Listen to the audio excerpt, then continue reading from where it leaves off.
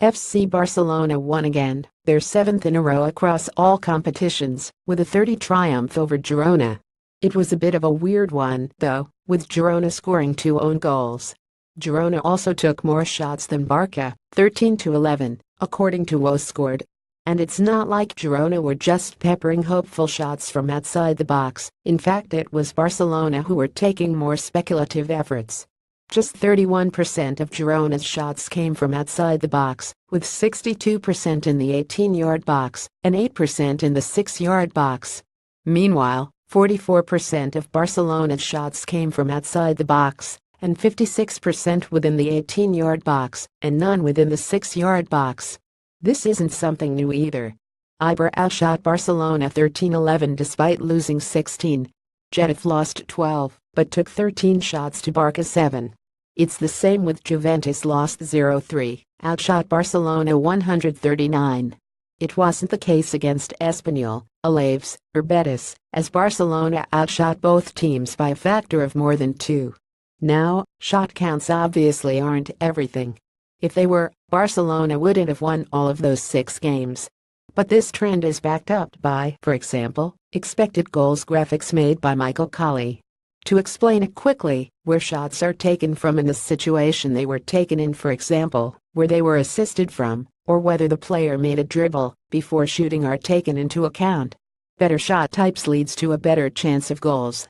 If a team has more goals than their expected goals, that means they are doing better than expected given the quality of chances. If they have less, it means they are doing worse than expected. Not everyone that puts forth an XG number is calculating it the same way, so it can be difficult to compare them if you get them from different sources. For consistency, I'll be using his only. Expected goal stats are in their relative infancy, as is statistical analysis of football in general. This is by no means the gospel, but let's take a look. Top teams have a tendency to overperform XG anyway, but Barcelona have been doing it more than usual so far this season. On the other hand, Real Madrid have underperformed. Here are a few examples. Against Eibar, Barça should have gotten 1.7 goals a penalty, let's say that's 3 goals. Instead, they got 6. As Michael writes, they've done it a bunch. Let's look at Real Madrid-Levante. Real Madrid should have gotten about 3 goals to Levante's 1. Instead it was 11. Let's look at another one. Barça should have scored 0.4 goals, essentially, maybe not even 1. Instead they scored 2 and 121. Here's Real Madrid-Valencia. So, Valencia should have had about 1 goal to Madrid's 3, but instead it was a 22 draw. I think you get the point. So what does this tell us? Well, there are 2 possibilities. Barcelona are overperforming compared to their fundamentals, whereas Real Madrid are underperforming. Essentially, Barcelona are getting slightly lucky, and Madrid slightly unlucky. Both teams will regress towards where the XG says they should be. Barcelona will lose more and Madrid win more. Barcelona are just better at converting chances than Real Madrid. We then expect this trend to hold. Both teams may regress a little, but not a lot.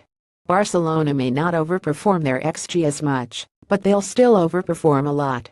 The model has it all wrong. Barcelona are creating chances just fine, Real Madrid are not. We are expecting the wrong number of goals. So to go back to the original question, it's hard to say which scenario we're in. However, I'm inclined to think it's either scenario 1 or 2. In other words, Barcelona are either on a hot streak that could go away, or they're unusually efficient. And most likely, we're in a blend of the 2 scenarios. Barcelona probably are in a hot streak that will end, but I don't think they'll stop overperforming their XG. For example, they do have Lionel Messi. He's going to be more efficient than the vast majority of players. He's going to score more goals than you'd expect from certain positions. This is something to follow as the season goes on.